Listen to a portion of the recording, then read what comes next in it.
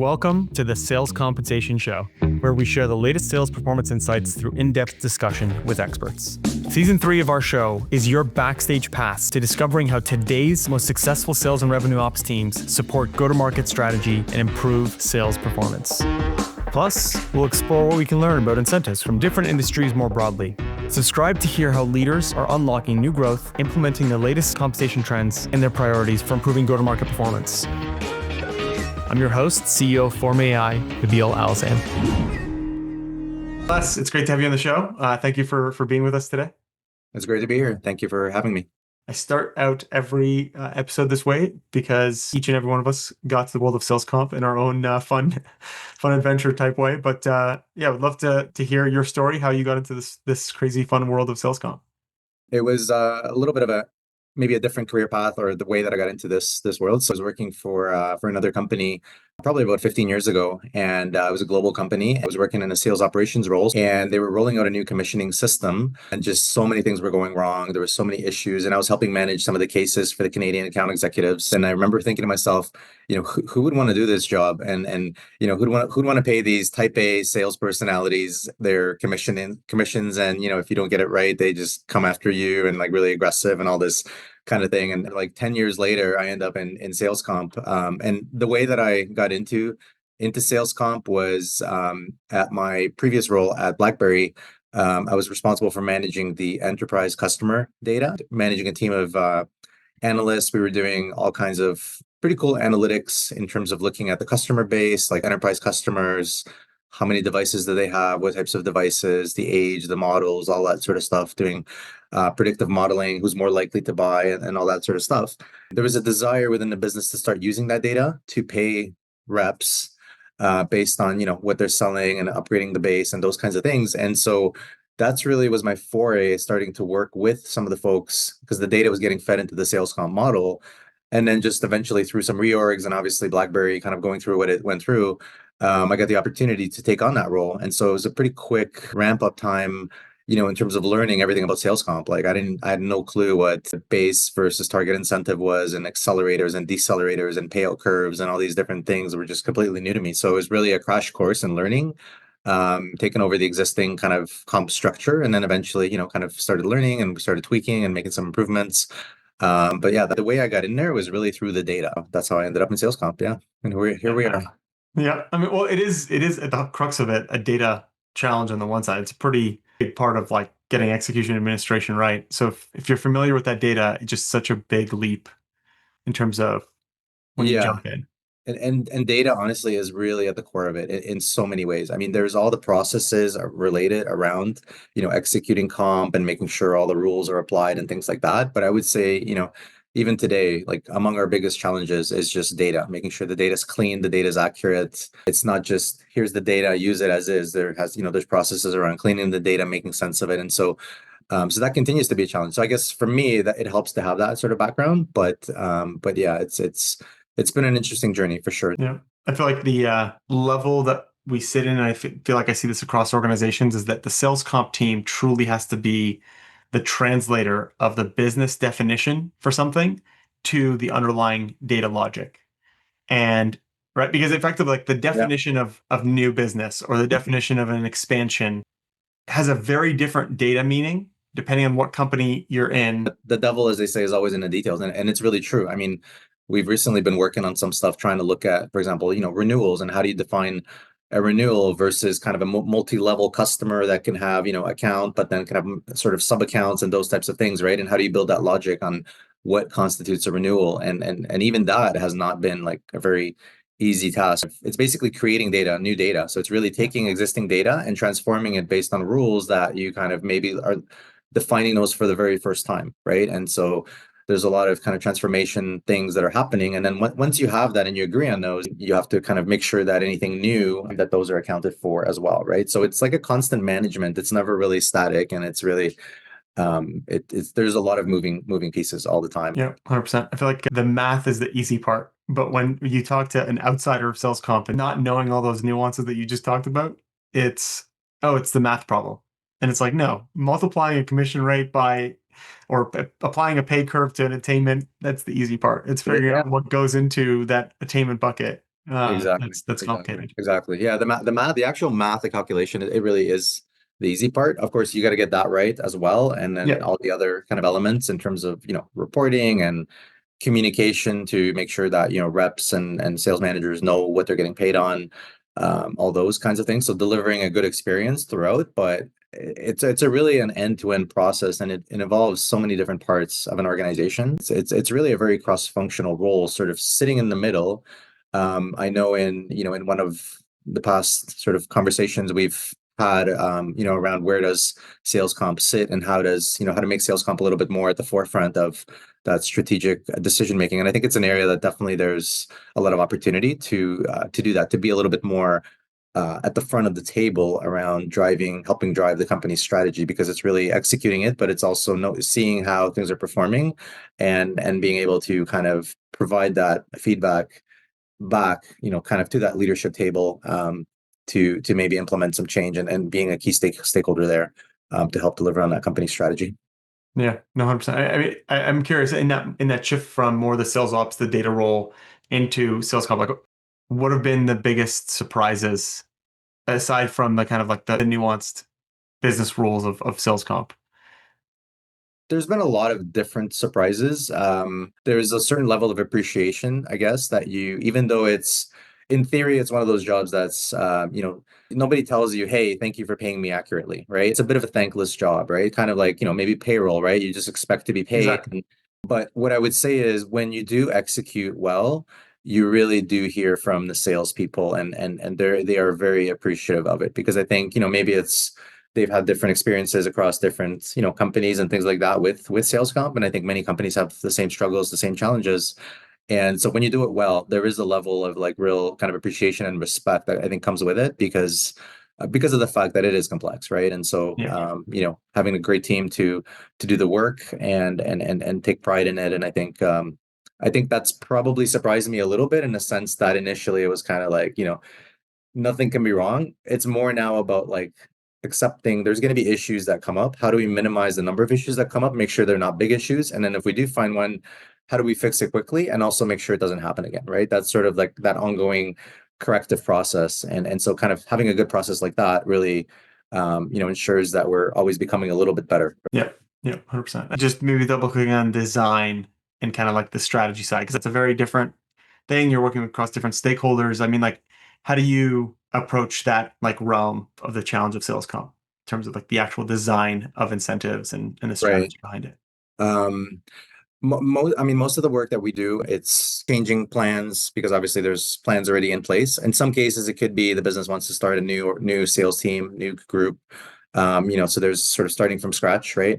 Which is a bit more involved, because that involves, the ratio of base pay to variable comp, and those Yeah. kinds of things. But in general, most of the business units that I support, there's new plan changes that are happening for most business units every year, pretty much. There's something that's changing. In some cases, it's very rare that there is no change. It's just a question of whether it's a small change or a big change. In terms of how we approach it, it's really kind of looking at, okay, well, what is the business trying to do, right? Like, what are some of the strategic initiatives that they're trying to do? Are they trying to go after new customers? Are they trying to go after more revenue? Are there specific focus areas that are important, specific product pillars, right? Those types of things, and just understanding what that looks like. At the same time, getting feedback on the existing plans, right? So if we can get feedback, for example, from, kind of sales leaders, finance, and of course our own analysis around how the plans are working, but also just feedback from reps. Like, what are the things that are a real pain point for them, right? Maybe it's a year-to-date plan with a threshold, and every month they either get a payout or everything gets clawed back if they dip below the threshold, right? Those types of things could be, annoyances. And so there's ways to tweak the plans that maybe it doesn't behave in that way, but still drives the same kind of strategic outcome. So really kind of getting input from all the different stakeholders is key, and just sort of getting the key people in the room, and just, kind of going through that. These are some of the things that we're hearing, which are the big priorities. What do we want to change from last year? What's working, what's not working? And then making those changes, right? So in some cases it could just be, we want to increase the weighting of a particular metric. So the metric works, we just want to increase the weighting of this one. In other cases, it could be we want to split out a metric. So maybe there's two products in an acquisition metric, but this one we really want to put some focus on. So we're going to split that out, or maybe split it out and make it a gate to accelerators. So there's a whole bunch of these types of things. There's complexity as well that comes into play, because the more you tweak things for a specific business unit, then you're kind of customizing, you're making custom plans for everybody, right? And so Yeah. as much as possible, we also try to have some common rules to not have 50 different flavors of plans. You can have different plans and of course different metrics based on the business unit, but like if you're going to do a monthly paid plan against the quarterly quota, have that structure at least fixed. So if you're going to pay accelerators at the end of the quarter, you have a quarterly quota and monthly actuals and kind of month to date or quarter to date plan, have that structure. And that's the way we implement that type of structure across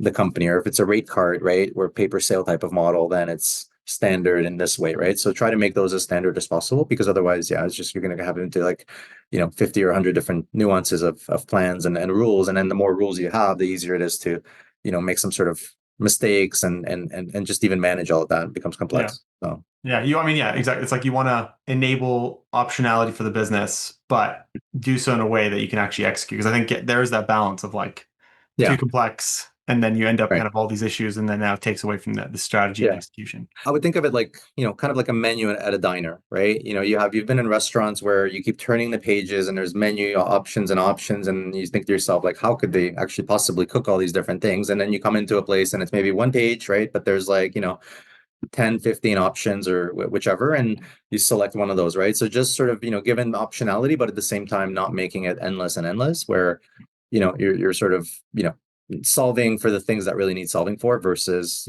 everybody needs something different, right? Where they think they need it, but do they really need it? On the design side and the complexity, how do you go about, managing the translation of the complexity at the data level and what's needed and what's not needed to the executive layer that's making the decision, that's not nearly as close to the data, nor have the time to get close to the data complexities? How do you bridge that gap?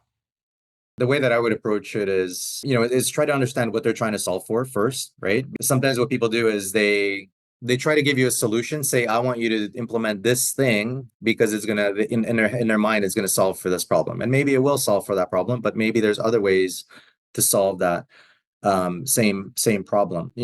I recall having a conversation recently about some change that's being requested, where there's an ask to, for example, look at a specific product and really sort of focus on the net growth in this product. The problem, as an example, could be, you have an account and let's say it's a large enterprise customer, and maybe it's got 1,000 lines, right? So in this case, could be wireless, right?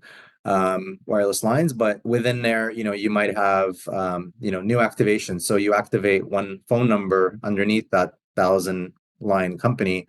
So let's say they activate 100 new lines, but at the same time, they could have deactivated 90, right? And so currently, for example, if we're paying on, let's say the gross, so the 100, but of course that's being incorporated into the quotas as well. So it's not like an overpayment scenario. It's a different structure to now pay on the nets, right? And so, easy enough problem, kind of like, of course we should pay on the 10 extras that you get, and that makes total sense, right? But then it's like when you try to implement it, when you layer in things, for example, like account transitions, right? So maybe mid-year accounts get transferred all the time between reps. Reps come and go, territories get rebalanced. And so now all of a sudden, when you're counting only the net growth and not the activity in the account, you have to account for these scenarios, because if the rep that first had the account loses a bunch of, let's say, lines, how do you keep the other rep that gets that account new, that now not from being penalized, right? Because now they're new. I got the account. I'm just trying to do better,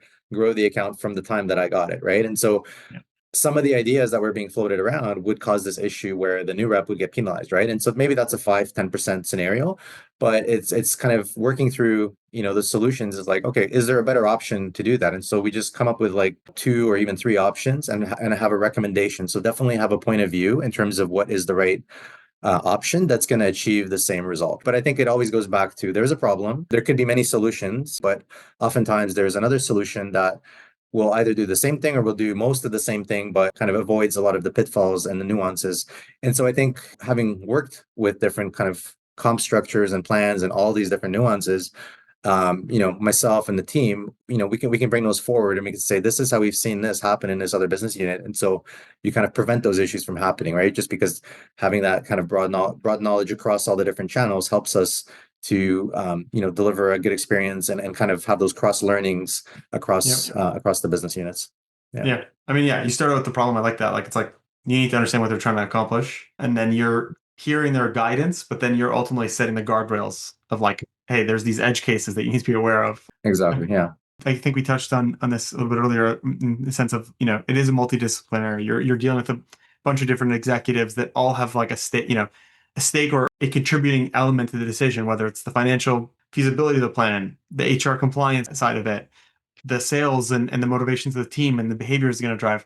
So how are you then kind of distilling this into something that can be packaged up to be digested by each of these respective stakeholders and ultimately get buy-in across the board?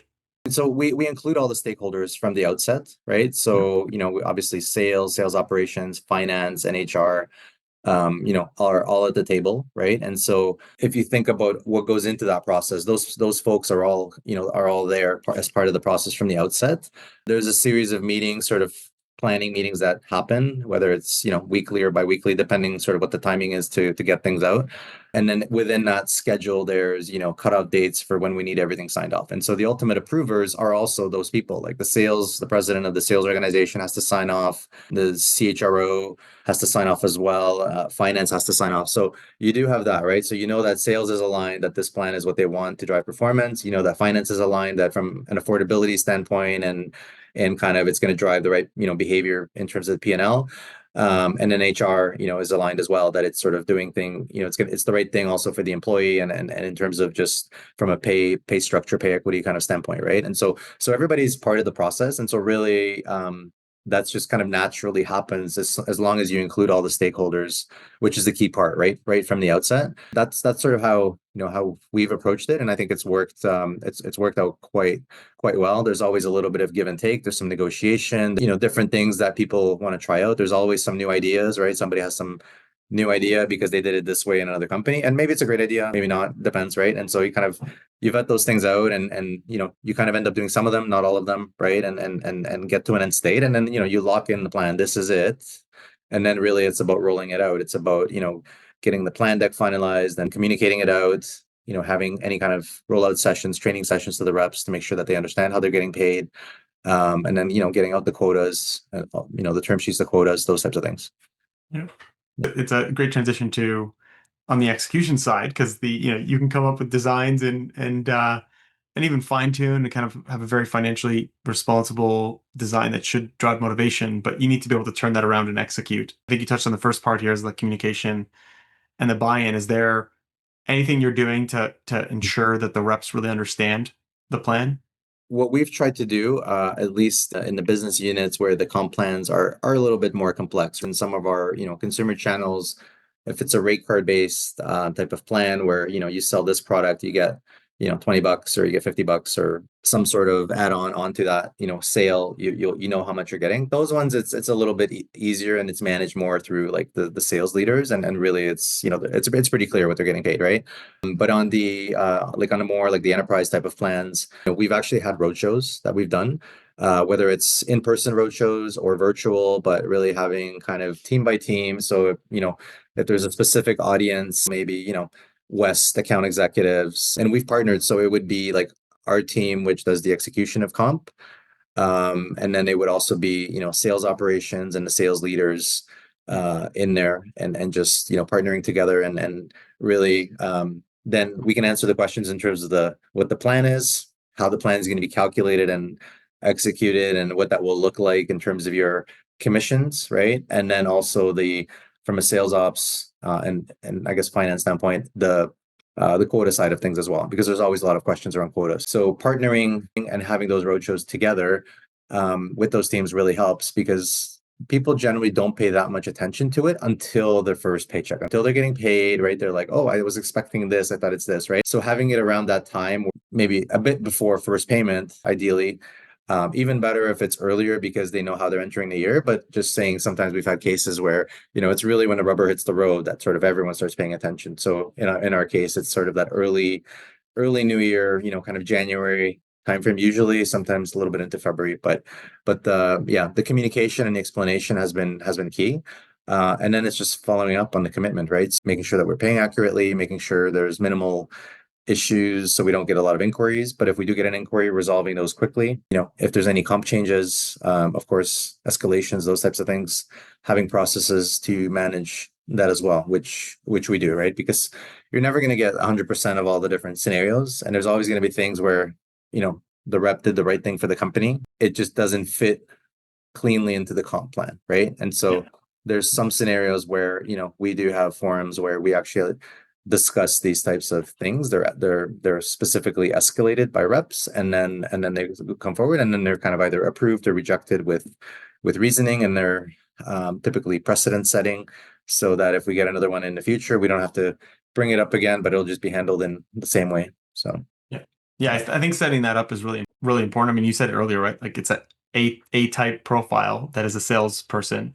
And what I've seen many, many times is when they have the transparency of the process, the resolution times are somewhat consistent, or at least the SLAs broadly communicated.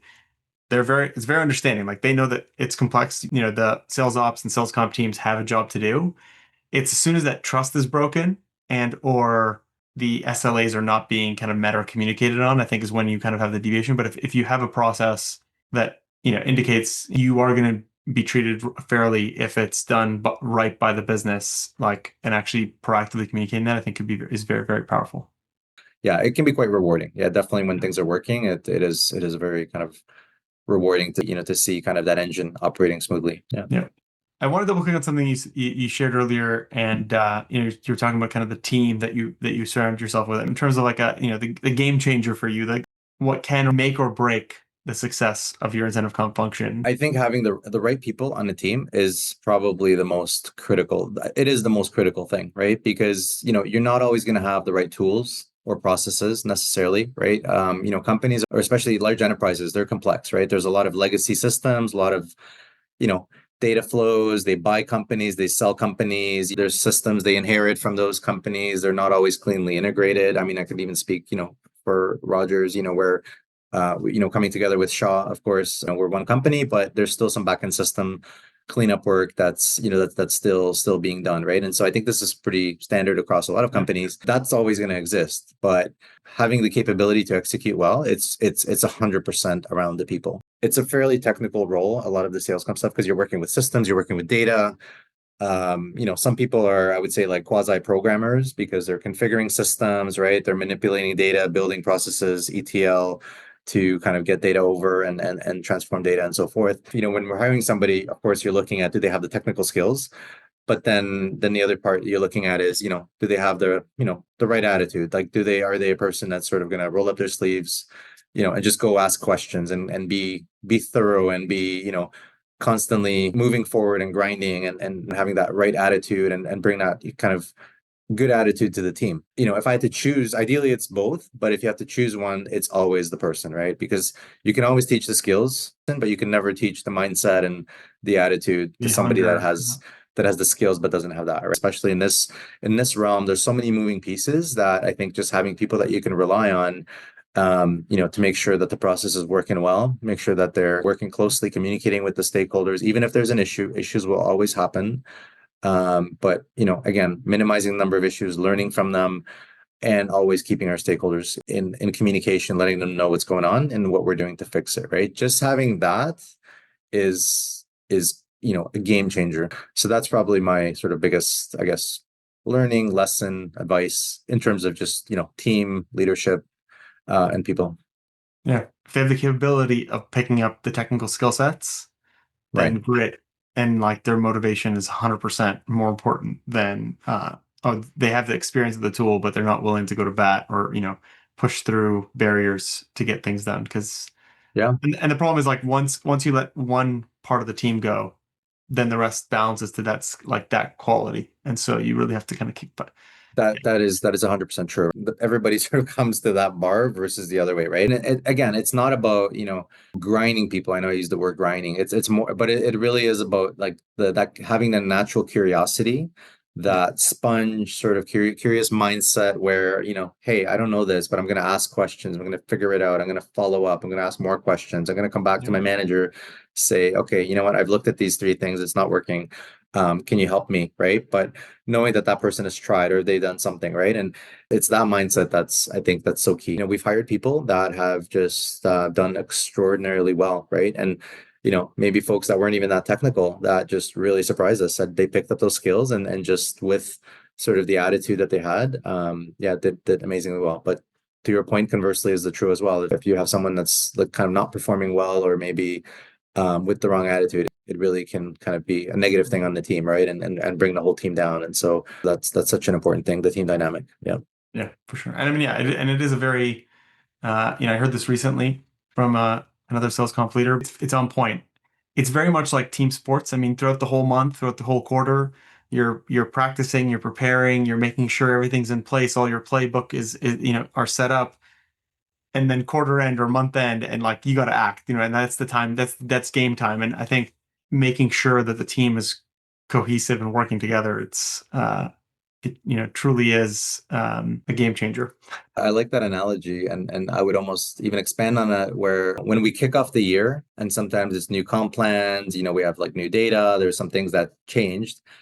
The first month, maybe, there's a hiccup here or something happens. But once we get out of the first couple of months of the year, that process becomes smoother and smoother and smoother, right? And you get to the end of the year where it's just like really a really well-oiled machine. And it's almost like that team, right? That's a new team, but now they've been playing together, and eventually they get to the playoffs and the World Series and doing really well, right? So it really is like that. Yeah, exactly. Yeah, 100%. Yeah, let's go Jays. God, we couldn't not bring it up. Good plug. Yeah. So just to shift into our next segment here, what we call the sales comp mythbusters. What's a common belief, a misconception that you hear come up, and frankly you feel like is completely not true or is inaccurate? I don't know if it's a myth, but there's a tendency where if something is not going right, let's change the comp plan. And I get it, right? Like there's pressure on sales, maybe the numbers are not being met. What can we do? What can we do? What can we do? Let's change the comp plan. Let's tweak this. Let's incent that. And I'm not saying, of course there's things like spiffs and whatnot, which makes sense, right? You're trying to do specific activities at certain times and points in time. But I think there's a little bit greater emphasis to change the comp plan versus just execute well, manage the performance of the reps, do all of that, right? And so I've seen that time and time again, where the first thing is let's change the comp plans, right? And I'm not saying we shouldn't change comp plans when it makes sense, but I think it's the dial is a little bit swung too much the other way. And so and it becomes a little bit of this discussion around like, if we don't want to change the comp plans because maybe it has some other impacts, or if we're having a conversation like, is this really the right thing? It's there could be a tendency to be like, well, sales comp is impeding us from achieving our objectives, and therefore, right? I think there are times where comp plans need to be changed, right, for like good strategic reasons. But I think also sales needs to kind of manage people and performance, not just through comp plans. There's sometimes a tendency to quickly jump in first thing to change the comp plans. I think that would be one thing that I see sometimes, right? And so we try to balance that out a little bit. Of course, we want to support the business, and we do. At the same time, have to be sort of mindful of what impacts does it have on the reps? Like there's what operational impacts does it have on our team? Do we have the data? Does this create a manual process for us that we're going to have to kind of support indefinitely? Like there's a lot of different nuances that we have to consider. I understand that, money drives behavior, and, and that's what sort of, the sales activity delivers on financial results.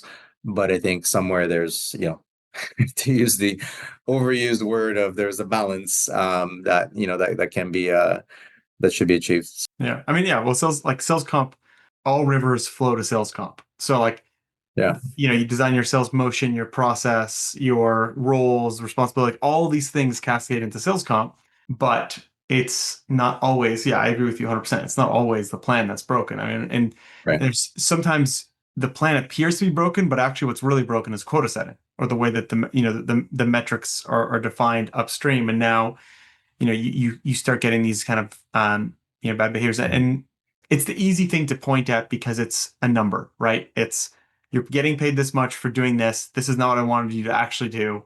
That's broken. Well, wait a sec. Is it the way that we set up the roles? Should we actually differentiate like hunter versus farmer type functions? as an Right. example. Yeah. Yeah. And so there's a lot of a nuance there. So I definitely agree. I think it should be one of the things you look at for sure, but Yeah. it's not the only thing. Yeah. No, I agree. Totally. Yeah. As we come to wrap here, and I think, yeah, I've really enjoyed the discussion, the conversation. And I can relate to the complexities that you referred to. I mean, that the telecom industry is very, very complex, and the data sources and all the businesses. And for Canadians that know, obviously, Rogers is a business that has many, many, many subsidiaries and different selling motions. So it's been really great to hear your take on that. I always wrap up the show with two questions. First question is, what resource that you found truly helpful for yourself in this space, and ultimately that you'd like to share with the audience? It's not necessarily specific to the sales comp space, but one book that I've really kind of enjoyed, and I thought, and I've kind of talked to people about it, was a book by Adam Grant. He's an organizational psychologist, and he wrote a book called Give and Take. He looked at different people throughout history and kind of, I guess you could say, categorize them into different categories. So he had these people that he called givers. So these are people that essentially, when you meet them, they're happy to help you. They don't expect anything in return. They just, they just want to help, essentially. Yeah. Then you have the takers, which are the people that want to kind of get but not give anything back in return. And then you have sort of the people that are, I think he called them matchers, which are kind of like, okay, if you give me this, I'll give you that. So a bit of that quid pro quo kind of thing, right? And he used examples of different people, like Michael Jordan and I think Frank Lloyd Wright, famous architect in the U.S. and among others. And he showed that actually the ones that are the givers actually end up succeeding more because they end up earning kind of trust, and they also build up a lot of favors over time. Essentially, there's not that they're looking for it, but it just, by the way that they are, they end up helping a lot of people. And if ever they come ask somebody for help, they're always more than willing. I just always thought that that was an interesting way to do it. And I also kind of relate that to a little bit of, when we work, different people are subject matter experts in different areas. For example, you can give an hour of your time to somebody, or I can give an hour of my time to somebody who doesn't have the domain knowledge. My hour could save them, a week of work, right? Because I'm going to sort of dissect all that information and just give them the Coles notes that I know they need to know. And same with somebody else who's an expert in their domain, right? And so you're amplifying that effect, right? Through that mentorship, through that sort of knowledge transfer, through that leadership. So yeah, definitely one that I enjoyed. Yeah, I love that. Very applicable to the world of sales comp, because you do become a knowledge center for a lot of nuance aspects in the business. I mean, the example that you gave around like the 1 hour versus 40 for someone else to figure it out is very relevant. And I think it Yeah. could be very good insight, especially for, some of the people that are just starting their career in the space. So no, that's a great recommendation. Second question is, if there's someone that you'd like to take out for lunch and pick their brain, who would it be? I don't know if I have one person, but I kind of came up with two. I think really where I think for me the interest would lie is more around the human psychology of motivation, which of course translates into like what's the psychology of selling. Kind of two people that came to mind for me. So one was Tony Robbins, of course, well known as a motivational speaker and just kind of transforming in terms of mindset and all of that. And I think that would be a really interesting conversation to have in the realm of selling also. How do you sort of build that kind of trust, that connection that ultimately ends up translating into sales, and what makes a good salesperson, right? So I think he would probably be a great person to kind of have that conversation with. The other one that I was just kind of interested in as well, somewhat similar in terms of type A personality, would be, I would say, Jordan Belfort from The Wolf of Wall Street.